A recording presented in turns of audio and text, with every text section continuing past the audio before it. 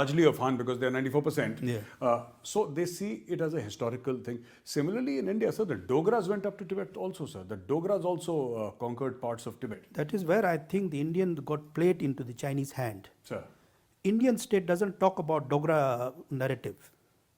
Who are the icons of Ladakh? Zorawar Singh, sir, Ranjit Singh, sir, Hari Singh, sir, Gulab Singh. sir, How many times we read about Gulab Singh in our history? We only talk about Dalai Lama. sir. But why don't we talk about Zorawar Singh, sir? Why don't we talk about... You ask the Indian state, we talk about Manchu dynasty.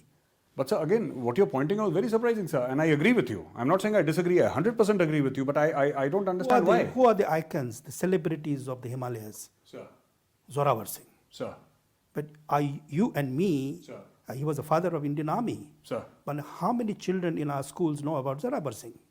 Whose fault is that? Nation hasn't built this narrative that we are the people they have to build up to claim this area on our history.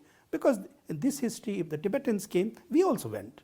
Sir, You know, and Zorawar Singh was beheaded by the Manchu or Tibetan, whatever that military alliance they had in 1843 or 1844. In Taklakot, he was slaughtered.